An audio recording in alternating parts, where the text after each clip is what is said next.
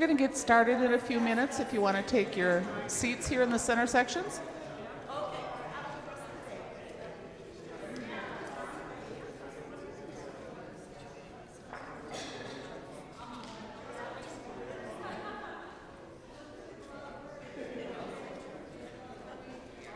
We had to split up stuff.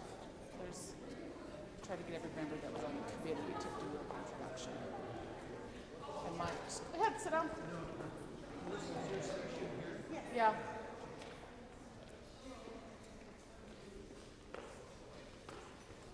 We're going to go ahead and get started. As you know, we've kind of crunched our time a little bit here today.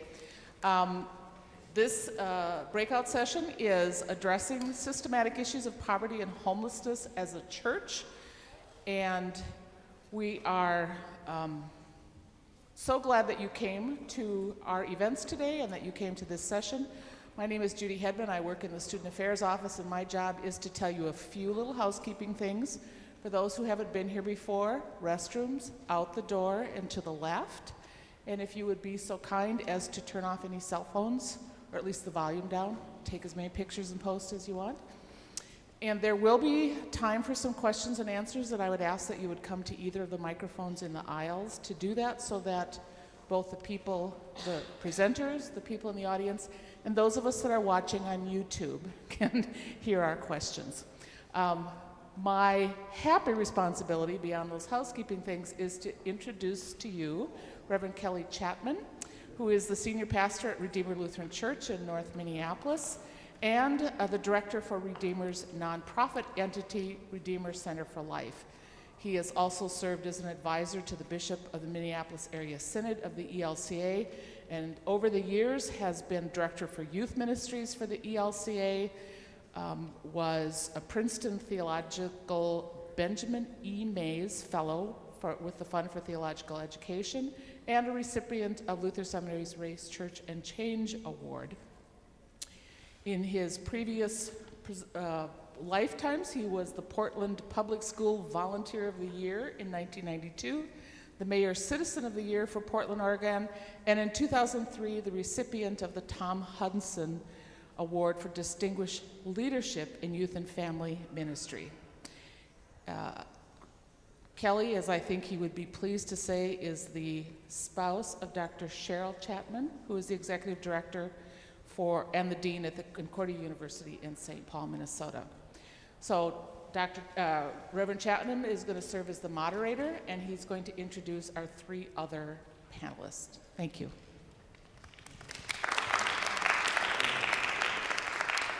So it is my honor and pleasure to introduce our panelists. If you guys want to come on up.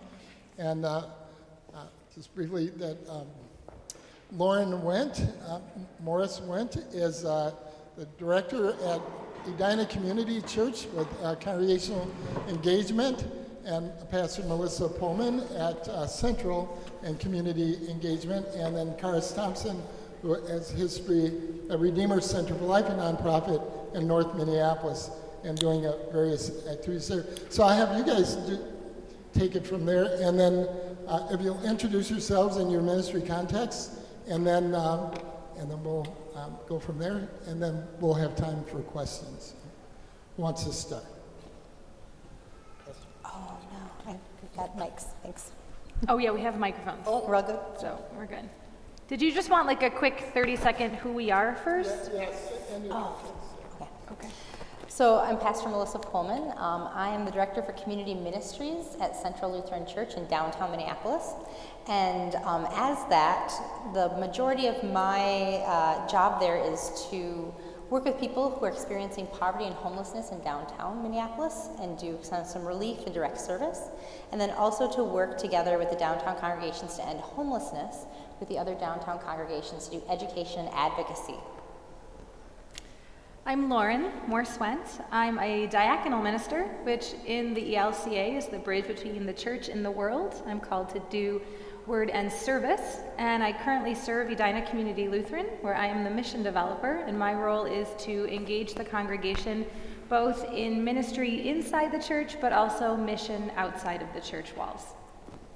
I'm Karos Thompson. I live in Fargo, North Dakota, and work with community engagement with the Plains Art Museum in Fargo, and also work part-time with Redeemer Center for Life in the Harrison neighborhood of North Minneapolis. So one question would be, so why should congregations be involved in poverty and homelessness? First of all, there's of course the call from Jesus. We often talk about, who we are as Christians, and people point to Matthew, right? Jesus says, "Did you feed me when I was hungry? Did you clothe me? Did you?" And so the folks at Central took that kind of seriously, and in the '60s started to clothe people and to feed them. So I think that at the very heart of it is the first piece. The second piece of it is, for me, it doesn't stop there. That Jesus also calls us into reconciliation with all of the world, all of creation, all of God's people. And so that's why I'm so blessed to have a foot in both worlds in what I do, is that, yeah, we do the direct service, we do the relief work, but then we also do the work that is speaking power, speaking straight up about how we are not taking care of one another in this world, and how some of our brothers and sisters are outside and don't have a place to sleep, and how we as people of power have a way to end that. One of the ways that we at ECLC talk about it is that we try to engage the congregation with all of our mission partners in 5 different ways. So that when we are thinking about engaging outside of our walls, we're not just writing a check or just going and doing a donations drive, collecting food. All of these things are important, but we really believe that you need to be in transformational relationship for everything that you do. So for every ministry partner that we officially have, we strive to advocate with, serve with, learn about, advocate for, give to, and pray for. So for each of our organizations, that is how we track our relationship building with them, to make sure that we're actually being in transformational relationship, because we believe that God is in transformational relationship with us, and therefore we are called to be in transformational relationship with each other. So we like to look at all of our ministry partnerships as a bit of a family relationship. So we would say that you wouldn't necessarily, if a random stranger came to your house and they knocked on your door and they said, "I need a car, can you give me a car?" Even if you had the means to do that, the chance of you actually giving this random stranger a car is pretty low. But if you see yourself as a fellow brother or sister in Christ, then we are all a part of a family. And if you're in that transformational relationship where you have been developing a partnership over time, then much like you might help out a cousin who maybe's fallen on hard times and needs a car, you might actually help out that person because you're in that family of Christ relationship with them. So that's kind of how we talk about it. I appreciated Christina Cleveland's keynote this morning and how she framed this idea of sharing a geography, and that we can't start to share brain space. Our stories can't be in each other's minds unless we're physically spending time together. And we really don't have institutions or public gathering places where we find ourselves with people who are not like us. We tend to congregate with people who we have the most in common with, who we have some common denominator or common identifier with. And I think church could be that place. Church should be that place. We have this identity as the one body of Christ. We have this experience, or should be creating and living into the experience of being a beloved community. But instead we're finding ourselves in these hyper distillations of like identity and like-mindedness. And so we reinforce what we already know, and we are able to otherize or dehumanize people we don't know well. So when we think about living in America, and America is a country without any precedent for integrated living and living alongside people of other classes or races, and then we think of how limited our experiences or our practices with forging interdependent relationships across divides of class and race. And then we think about not having a preference for being with people who are not like us. And I think once you experience the messiness and joy, the excitement of being in company and in community with people not like you. It's hard to go back to monolithic configurations of community, but we haven't had enough exposure to that to start to prefer it, to preserve it or protect it. So we find ourselves in places where we might have some sense of each other categorically. We might have some sense of some awareness of the fact that there are people within the Twin Cities, within the United States, who are impacted by our foreclosure crisis or by homelessness, but we might not personally know someone who's going through that experience. And so it's not an urgent concern of ours that we're trying to resolve or to mitigate day to day. But as a church, we have the history and the identity of being a people who are reconciled to each other, not because we've chosen each other, but because we've been bound together by a God who has this love that is extravagant enough to bring us not into points of interaction, but into one body. Okay, so I'm going to ask you another question, and then I'm going to invite the congregation to ask their questions. So of all of the breadth of the church and all the intersections, why are you where you are doing what you do?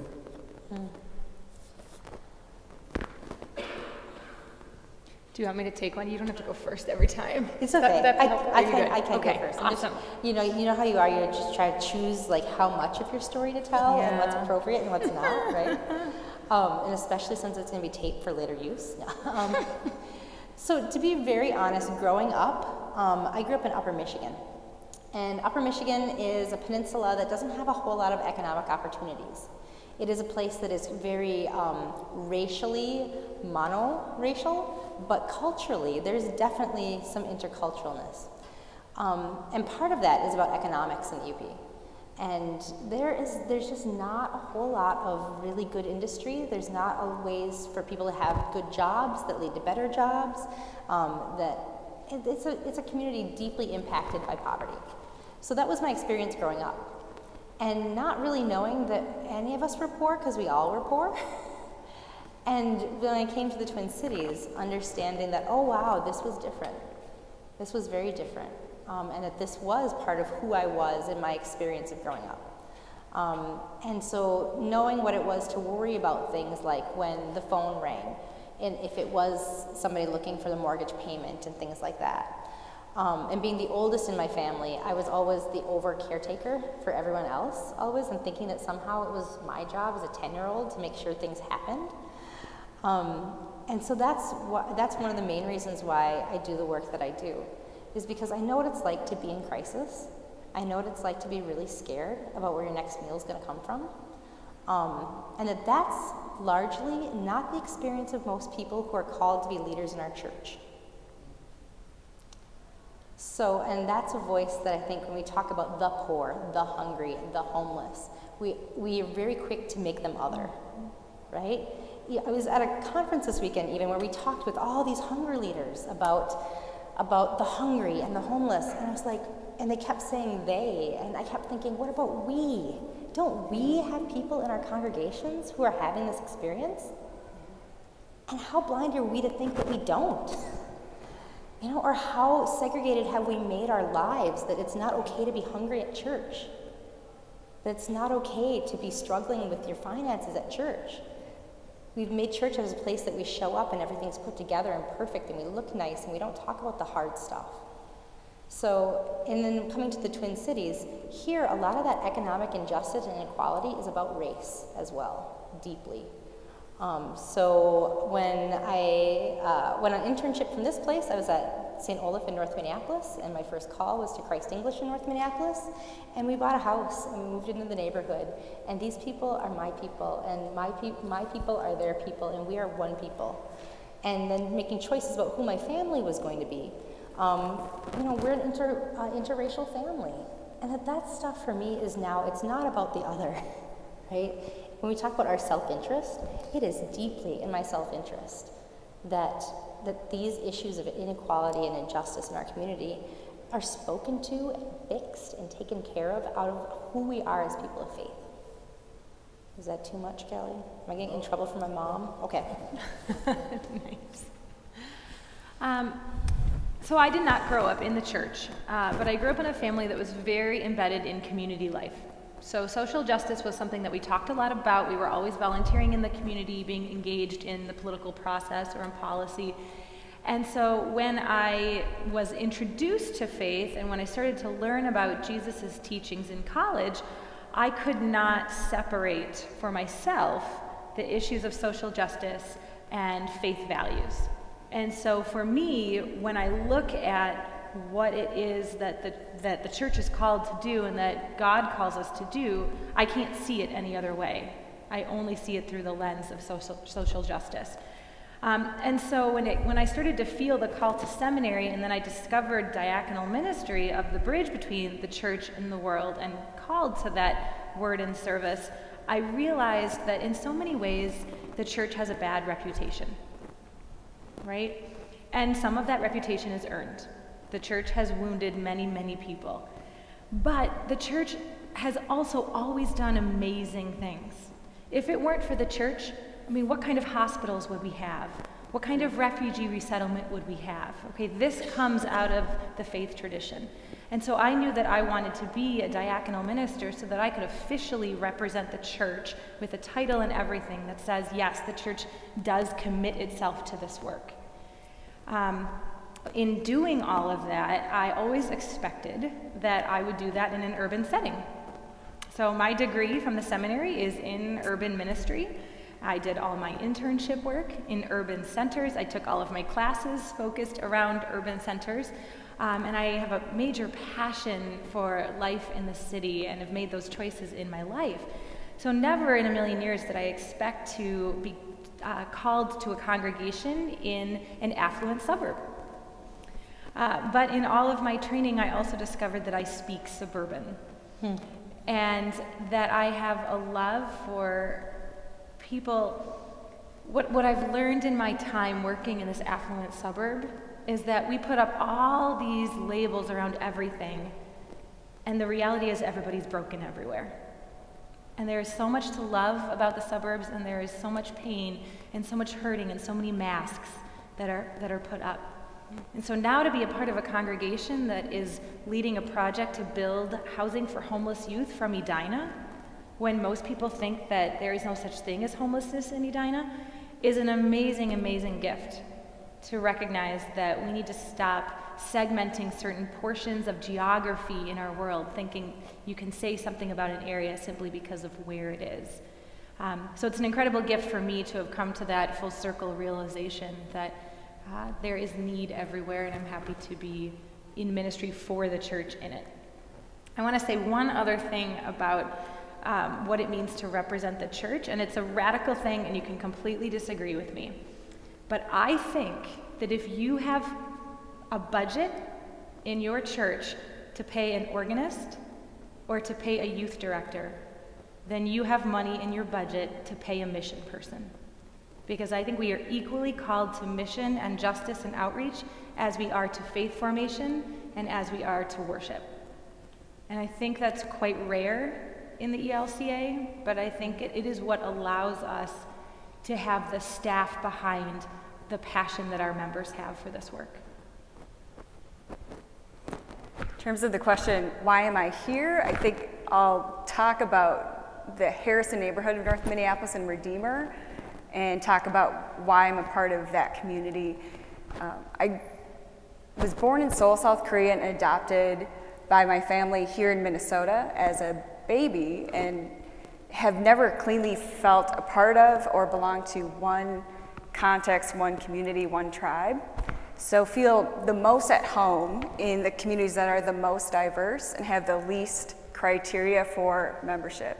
So if it's a community that's bound together by a shared sense of home or shared sense of place, or a community like community of anyone who happens to be a certain age or to show up, and to not have a membership structure where some people belong to a greater extent, some people to a lesser extent, some people have more value or importance or or less value or importance, those are the communities where I have a higher probability of finding a place.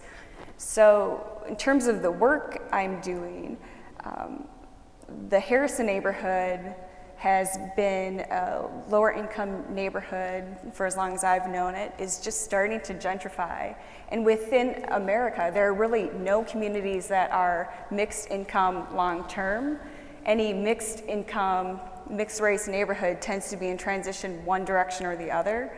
So we don't stabilize in a way that includes diversity, socioeconomic diversity, and racial diversity. So this community in which I found a sense of home, a sense of belonging, is probably going to change so that people who have a choice or can elect where they live will start to claim property and homes in that context. And people who I know who have made the neighborhood their home, have offered leadership and lived their lives in this context, will probably need to move to other parts of the Twin Cities. And so that social capital and that community that I know will start to dissipate over the years or be displaced. So in terms of the work of advocating for a diverse and equitable community long term, the work is very personal. It's about setting up communities in which it's possible for anyone to belong and for anyone to be a part of. Thank you. So, are there any immediate questions? I think my question is two-part, but answer one or the other. First, if you were going into your congregations today, or if you were going to a different congregation today, how would you start a program like anything that you have? Where do you start? Or if somebody in the audience says, I think we should do that in our congregation, or I'm going to be in my first call in a few years, I want to do that.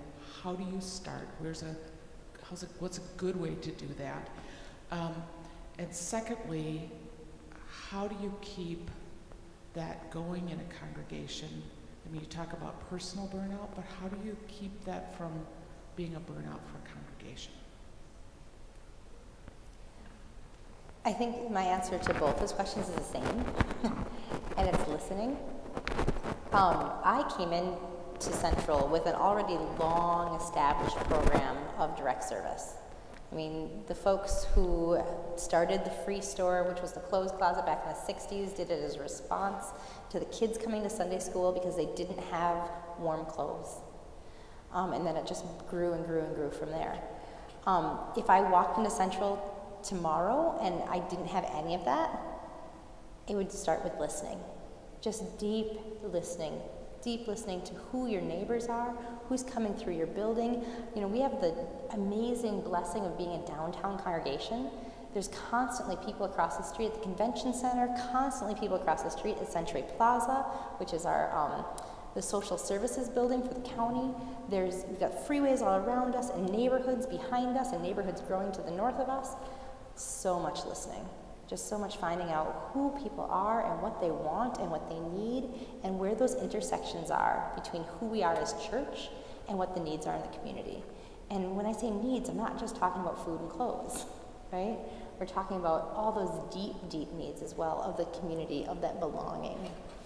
So listening, both of those things. And then today is constantly listening to the people who do come in, our guests, who come in, who worship with us on Mondays, who come for the meal, the volunteers who do that work, and the Sunday morning community, listening to all their needs at the same time. Melissa's absolutely right. I mean, listening really is key. There's a couple practical ways that I look at it. The first is if you have a passion and you would like to see your congregation engage in that work, I have come to realize and believe, and I wish that I didn't believe this, but I think it's true. You need pastoral buy-in. It is not going to happen without church leadership support. So you need to sit down with a plan and speak to the ministry paid staff. And hopefully after that conversation and sparking an interest, it would go to the council where you could get the counsel behind the work that you're doing. But I think for anything that has longevity, you're going to need that voice to support you in that work. And then related to listening, this works in any kind of community organizing, but you're always looking for not just what the needs are, that deep need that Melissa's talking about, where are the assets, where are the gifts already? So if you're a part of a congregation that says, we care about kids and we love our Sunday school program, then you pull together some of those kid leaders, those Sunday school teachers are part of the youth group, and you say to them, hey, there's this really amazing nonprofit that helps kids with after-school tutoring, because that's who we say our heart is as a congregation. So it becomes a natural fit. You're not trying to force something out of the congregation that they don't already have a passion for, but rather it becomes so natural to expand who you are inside your walls, outside your walls. In terms of the question of sustainability, I think it's hard to sustain energy around programs or projects or initiatives or strategies, but it's more possible to sustain relationships with people and with communities. And I think part of why our church struggles with how to address an seemingly intractable issue like poverty or homelessness is because we're hunkered down in relationship within our own community of faith, but that community tends to be people who are more or less like us, and we don't have as many relationships with people where we would need to be bridging across difference, because those relationships are harder work, and we try to broker them through a program that might be bound by time or might be structured in a way that's hard for individuals to sustain. So I'm not sure what it would take to set up, or maybe to start from a place of seeing ourselves as being interdependent, interconnected, and bound together like a body or a family, versus thinking of our identity as being an organizational affiliation that has some sort of formalized connection with another organization. I have a follow-up question, and you kind of touched on this, but you're in a role of brokering. You're representing a congregation, ministering to communities. How do you fit into that tension and brokering? You know what I'm saying? So you're grounded and called by a congregation, serving communities. Say something about that tension, if that's. Okay, this time if you want to go first, go for it.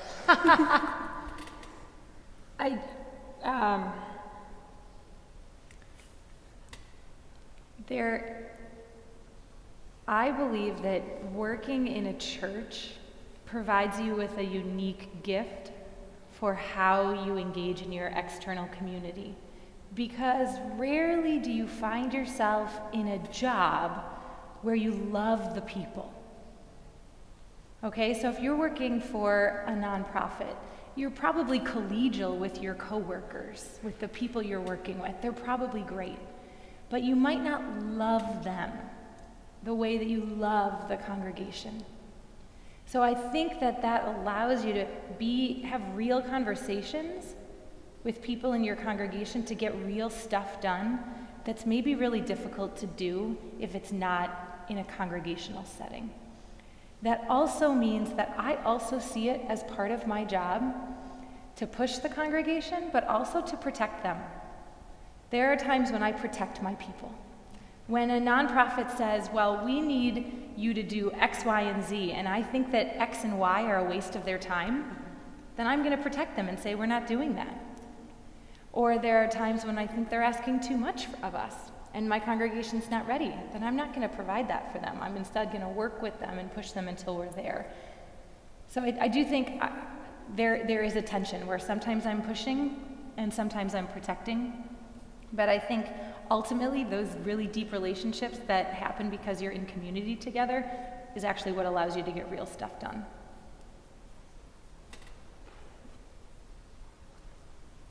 For me, the brokering is about claiming who the congregation is. So at Central, we have our Sunday morning worshipers, and then I have a community on Monday morning worshipers. And very, very rarely do these two paths cross. Very rarely. And so for me, the brokering is all about claiming the entire congregation that I experience, the Sunday morning folks and the Monday morning folks, as the congregation. Now, does that get really dicey when people are like, well, is she a member? And I want it to be like, so what does that mean? We have these ideas in the ELCA what a member is and what a member isn't, and I push really hard against those a lot of times to say that, you know, it's about them contributing and communing. Sweet, my people do that. It's about having some of that buy-in that you talked about from other leadership, about how you're going to fill out those forms. The ELCA gives you these fabulous forms every year to fill out about who your people are. And I have some hope this year that when we fill out those forms, we're going to fill out that worship attendance number differently. And we're going to count all of God's people, and not just God's people who show up on one day or the other. So for me, that's the brokering piece that has to happen a lot of times. And then the larger community, it's about knowing so firmly who we are as a church that we don't have to apologize for it. That we can consistently say, we are a place that welcomes all people. We do know a God who has reconciled all people to himself. And that means you.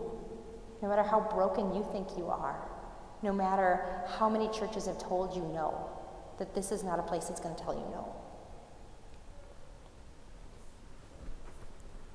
I don't really have an answer. I feel like within the neighborhood, there's such a blur between the Redeemer network and community and the neighborhood network and community that when I'm there could be that I used to live there, so I was a neighbor, or now I'm a former neighbor.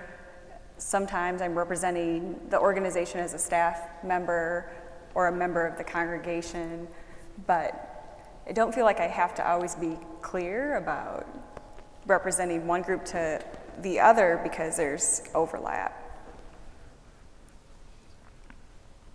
Well, you guys have given you some good meat. You should have some of your own questions. And so if you don't, I'll just keep going.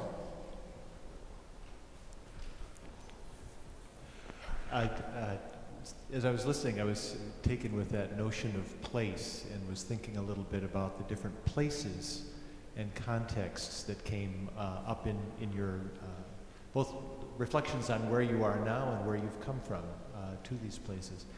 And I was wondering, you know, because here we have people preparing for ministry that may be inner city ministry, suburban ministry, maybe rural and small town ministry. And just thinking about, there may be some commonalities in terms of the ways in which you approach questions of poverty and homelessness in those various contexts. There may also be some distinctives in the way in which people in ministry might kind of be aware and move into those questions. So I guess I'm wondering, as we think about people ministering in a whole variety of places, a whole variety of ministries, ranging from the inner city to the rural, what might some of those common elements be to kind of keep in view as you go? And in your experience, what are some of the distinctives? You know, that if you're working in the inner city, how is that different from working in the suburbs? Or how is that different from working in Upper Michigan, in a small, more remote community there? How do people attend to these things in those places? You can try to go first.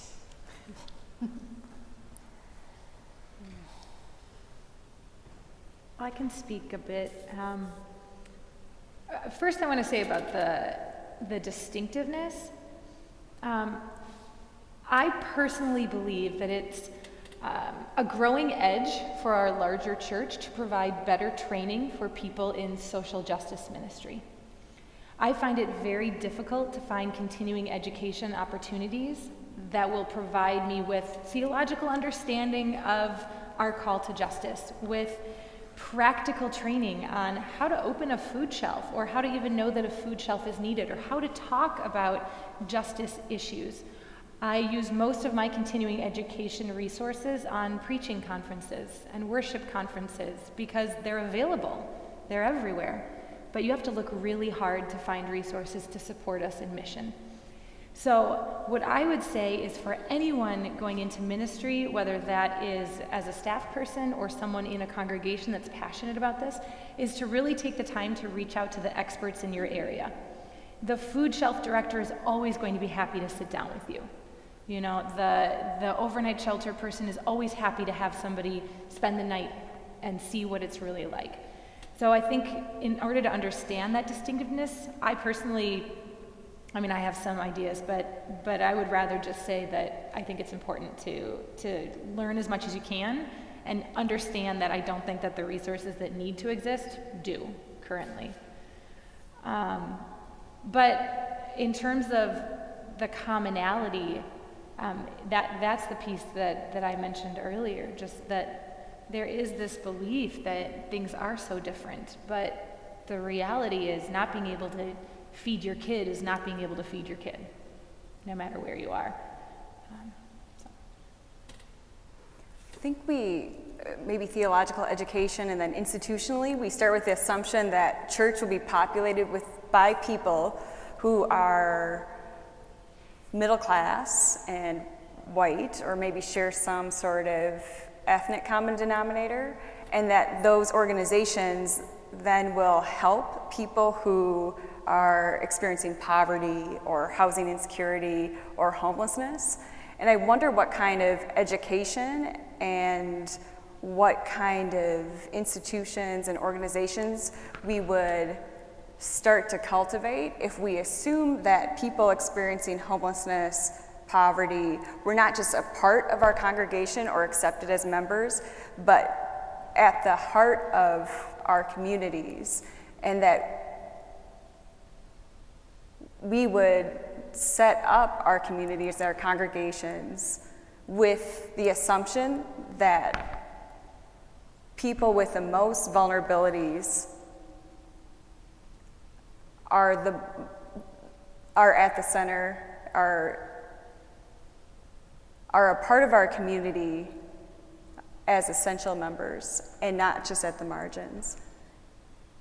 And what kind of consequence or change that constitution of community would engender? I think that's one of the commonalities I would talk about, is that no matter where you end up serving in ministry, there's always going to be somebody who's been historically pushed to the margins. There's always going to be somebody who's been pushed to the margins. And that as a rostered leader, us coming into a community and a congregation, and most of the time, when it works the way it's supposed to in the ALCA, we go into an organization, unless you've been brought up and you do the fabulous team program, you get sent to a place you've never been before. You're not part of that community. You may not know that community at all. So for us to walk in, and after all these wonderful years of seminary education, where we're taught to become the experts on these things, for us to walk into a community and not be the expert. You are not the expert on the community your first call's in. You're not. The people are. The people who already have been there and doing this. And the church didn't show up yesterday. And even if you're a mission developer, the church is already there. So you're not the expert. You need to come into this with a whole sense of deep, deep humility about learning from the people who are there. So those are my commonality things. There's always somebody pushed to the margins, and that you are not the expert. I think the distinctiveness stuff then comes in that you're not the expert, but you need to become the expert on learning about what those individual things are, what those peculiarities of your community are, what those really strange and wonderful assets are of your community. You need to become the expert in figuring out what those are. I want to go back to Christina Cleveland's presentation, where she talked about self-esteem and the topic of race, homelessness, poverty. What do you see happening in the context of ministry that addresses that, when we don't just have a system to reinforce this self-esteem of our congregations? It's really struck me when she was talking about it, because especially with the people I work with every day who are experiencing homelessness. They know and they feel that. They feel when other people are denigrating them to make their own selves feel better. Walk up and down Nicollet Mall just for an afternoon, and you can see how that happens. Walk through the Skyways and see how that happens. How people suddenly become very self-important and self-interested in themselves when they're walking by somebody who's trying to get a cup of coffee from them. And you can kind of see, and people, the conversations oftentimes around poverty and homelessness have to do with, well, what did they do to deserve it? What choices did they make? Well, why did they go to prison? Well, why are they homeless? What did they do? And how is that not like me? Which is oftentimes some of the conversations that, as a pastor in North Minneapolis, I discovered and I would hear. People would oftentimes, some horribly tragic death would happen in our community, and people would immediately start listing off the ways that couldn't be them, right? Well, I'm not a drug dealer, and I'm not this, and I'm not a gangbanger, and I'm not this, and I'm not these things, and so it couldn't have happened to me or anybody I love. So immediately denigrating the other, right? To increase our sense of self-esteem, self-security. And that's how, I see that on a pretty consistent basis. And even amongst my folks who are experiencing homelessness, they'll do it to each other and try to find out how somebody else has it worse than them. And the folks who come into me and say, well, somebody's always got it worse than I do. I'm like, yeah, but maybe that's not where we find our self-worth. I think it's interesting how we have the same hierarchies within churches as we do outside of churches. And I think church should be a place that flattens out better or worse in all of the kinds of distinctions that we read about in the Bible, neither Jew nor Greek, slave nor free, male or female. And yet we like to reinforce the status of people who have status in the broader world within our churches. So think about who's invited to serve on a church council, who's invited to teach, who's recognized as an important member. And it's not a surprising set of designations.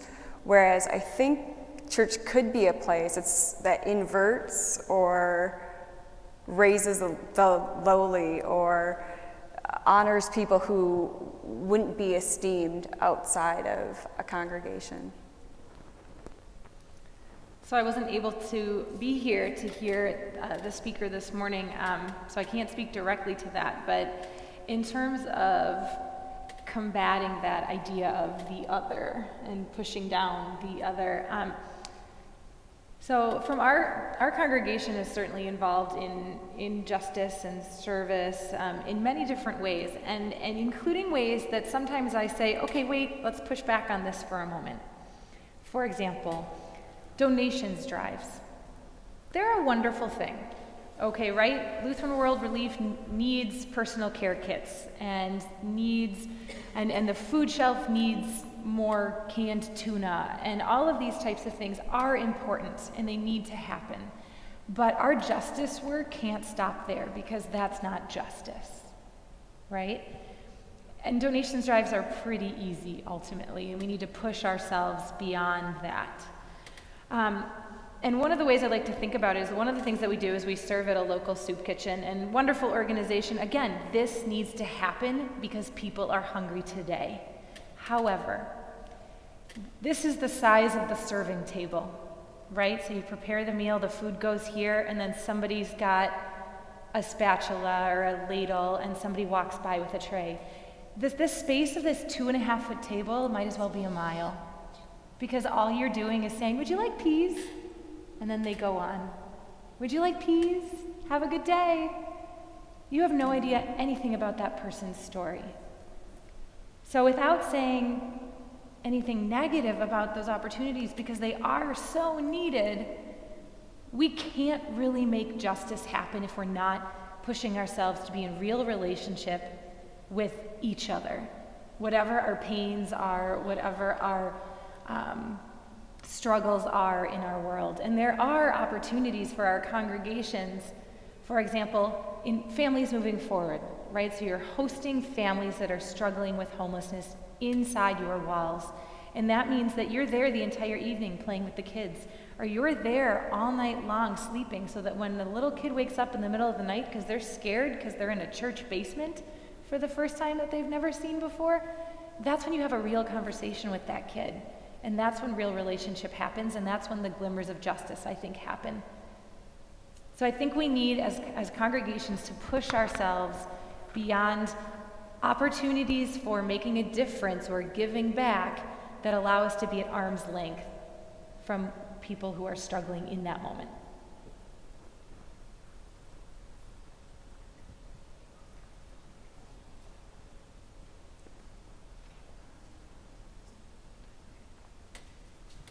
Hi.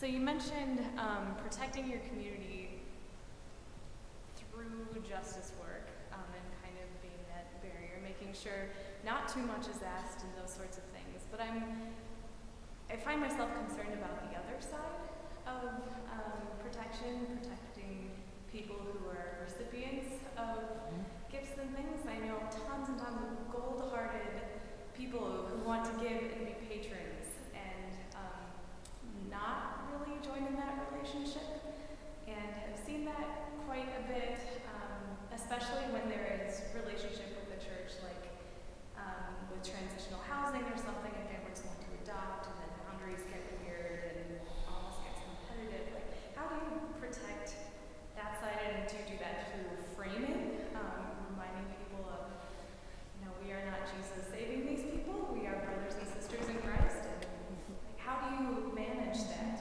protection? Right now, you have to, so I was going to say, right now in my context, we don't do a very good job of that. And you find out who your allies in that work are really quickly. And you hope and you plan and you pray that the people who are directing this work have a good sense of when those red flags go off, right? Who is this really about? Is this about, when I have somebody come to me with donations for our free store, especially lately it's been like kids' coats. They say to me, well, do you know a family who needs some coats? I'm like, we know lots of families who need some coats. Like, well, can you pick one out special for me? I'm like, well, no, we're not going to do that. No, we're going to put them out on the rack, and there's a level of fairness here, and we just try to minimize that, right? Like, what does it mean to give it and trust that God is going to be the one in doing the action? That it's not about the thanks you're going to get. It's not about the relationship you're going to have on your terms. It's about the work of the Holy Spirit. It's always questioning, too, about whose terms this relationship is on, and who gets to make the rules about that relationship, and is it a real relationship, or is it a relationship based out of, what's the word I want? Patronship. Because we have a long history of that in the church, right? We have a lot of great art because of the idea of patronship in the church. So and those relationships aren't relationships. That's about transactions. So that's the big question too. Is this about Jesus? Is this about brother and sister in Christ language? Or is this about a transaction, and whose self-interest is this? Mm-hmm. But it's super hard. I'm not going to pretend like we have that figured out in any way, shape, or form. It's really painful. It's really hard. And we fail sometimes at it in pretty spectacular ways. You're right about the framing piece of it, that going into any relationship and saying, this is not about the other, this is about real relationship, this is about being the body of Christ together, and repeat, and then repeat, because ultimately, it's still gonna feel really good to write that check, right? And you have to combat against that, otherwise you go home thinking like, I did it. Right? You're still gonna feel that way. I think this is easy in any relationship to feel this tension, but I think it's particularly strong in global partnership. Partly because of the way people perceive global partnerships, also because of just the obvious level of difference of income in so many of those partnerships. So we have a 4-year-old relationship with a congregation in El Salvador. And we just preach accompaniment. We are walking with them, and we've had, for the first 3 years, no financial partnership whatsoever, which most people outside of the church world think is crazy. I mean, what is the point? What do you do? Because you can't be there all the time. You can't just drop in on your way home. We're lucky to get there once every 2 years, and it's almost impossible for people from El Salvador to get a visa to visit us. So how do you be in real relationship? And what we've tried to share is these stories of, I'll have people say, well, can I just give you a little extra money so that when you go and visit, you can find a way to use it? It's like, no, that's actually not going to work out here, because they're not asking us for money, right? And now that we're in our 4th year, they are coming and saying, hey brothers, hey sisters, after 4 years, we do have a need. And we know the passion that you have for the kids and the connections you've made with them. And would you be interested in helping us with scholarships for them? And so it isn't that if there is this obvious financial need that you can't ever provide it. You can, but that financial piece can't come first. And it has to take a really long time so that you can kind of combat that problem of, let's just do what we want to do, which is throw money at the problem and then walk away and pretend like everything's fixed. Because honestly, money's not going to fix the problem ultimately. Are you talking about how do we prioritize work towards social justice and social change? How, can you restate your question? So it was more or less in combating this idea of being patrons and overstepping boundaries and things like that, wanting to help. So helping communities not do that and sort of protecting the people we're trying to serve or gain relationship with. I think with we have an impulse to be charitable, but that often preserves a hierarchical relationship. So there's a distinction between the helper and the person who needs our help, the benefactor and the beneficiary, the person who can recognize and has the skills and the assets to resolve a problem, and the person who has a problem or is the problem. And I think that does almost as much damage as not helping. There was a lot of conversation and controversy around the Kony, I think it was the Kony 2013 campaign.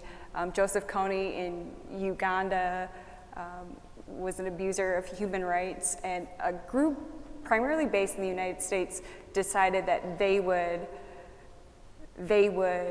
lead a campaign to bring him to justice. And that campaign didn't recognize anyone who had been working over many years or decades to address that injustice as an agent of change. And it characterized people in Uganda, people who had been advocating for justice and had more of a sense of the nuance of that political situation and those human rights abuses as being victims instead of being leaders and advocates. And I think a lot of our work as churches objectifies people experiencing poverty, experiencing homelessness, who are more expert on their own lives and experiences than anyone who comes from the middle class. And I think we assume that if you have wealth or education, you have expertise across the board and can direct people who are not a part of your socioeconomic class or racial group about how to lead their lives. And I think we need to begin with listening and begin with a posture of humility to learn from each other and work out of solidarity with each other. Thank you. We have 5 minutes, so we can do one more question. We have 5 minutes. I think we are addressing this issue of systemic poverty and homelessness. And I was wondering, after listening to people's needs, what are some of the simple maybe steps that can help them in the long run rather than coming back again to the same issue over and over again, something that can sustain them rather than the short-term issues that sometimes we deal with. We often talk about in the downtown congregations that end homelessness, that we can end homelessness. Now, it sounds ridiculous, right? But the reality of it is that all we have to do is have more housing. We just have to have more housing. We just need to build more housing and make it accessible to the people who need it. So we work a lot on advocacy. And I could not possibly do the work that I do with the free store and the meal and the worship and the job coaching and the nurses if I wasn't doing the advocacy part as well. And I couldn't possibly do the advocacy part if I wasn't doing direct service and have relationships with people in the midst of dealing with being homeless. So I think for me it's a both and. But for a lot of folks who are really focused on how do we end this, I push them towards advocacy. Because I think, it's amazing how, and you can talk more to this about what it looks like when you get something done. Mm-hmm. It is remarkable, and it feels amazing. Mm-hmm. And it actually means that we house more people. Mm-hmm. And it makes a huge difference. So I would say that would be a short term of what we can do, which is actually more long term, but to actually end some of these things. At the same time, Jesus tells us, right, the poor will always be with you. Why does Jesus say that? Because he knows we're broken. He knows that at the end of the day, if any of us have to choose, if it's my family or yours to eat, I'm going to choose mine. And that's why that we don't have an end to the things that we want to have an end to, because of our own brokenness. No, Melissa's right. I do think that the most important thing you can do is advocacy. I also think that advocacy can be really challenging for congregations. They're really anxious about it, and it feels really overwhelming, and you wonder, well, how can my voice actually be heard? And what I want to say to that is that there are so many professional organizations out there prepared to help you do that. I mean, look at Lutheran Social Service, or what's the new name for the Lutheran Coalition for Public Policy in Minnesota? Lutheran Advocacy Minnesota. See, it's much shorter. Yeah, it's lovely. much shorter. So, or Creation Care is Interfaith Power and Light. There are so many organizations. These are experts at reaching out to your congregation, educating them on the topic, and engaging them in advocacy. They will call your state senator for you and set up the meeting for you. So I think people get really nervous about advocacy, but the reality is there are a lot of supporters that make it happen. And what Melissa was alluding to is that we are partnered with Beacon Interfaith Housing Collaborative to build this housing for homeless youth in Edina. And in order to make that happen, beyond thousands of hours of behind-the-scenes meetings, we had 4 different public hearings at the City Council and the Planning Commission that over 200 people showed up for. And the reason that happened is because they knew enough about the issue, and they knew and they were empowered to show up. They knew what was going to happen when they got there. They knew what their presence was going to make a difference. They knew what the expectations were of them. So they weren't scared going in because we had this partnership that gave them the resources that they needed. So I encourage you to partner with organizations that are experts on this. I appreciated Bishop Price's story about his conversation with Martin Luther King about this work being realized over the long haul. And I think it is a long-term commitment, and it has to be sustained by your own interest and your own story, or your proximity to someone's story, someone who you know who is always between houses and can't find a secure place to live because of a criminal record, or can't get employment because of bias or some past criminal infraction.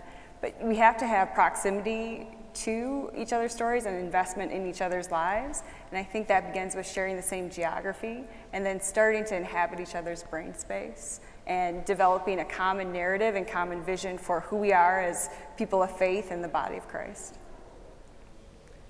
I want to thank all of you for being here this afternoon to hear these speakers. and invite you to stay for worship. You see that the worshipers are coming in already. We have our closing worship service of about 20 minutes that starts at 3:30. So thank you very, very much. Thank you, Pastor Chapman. And please stay for worship. And this will be on YouTube, so if you missed something, come back and watch it sometime. Thanks.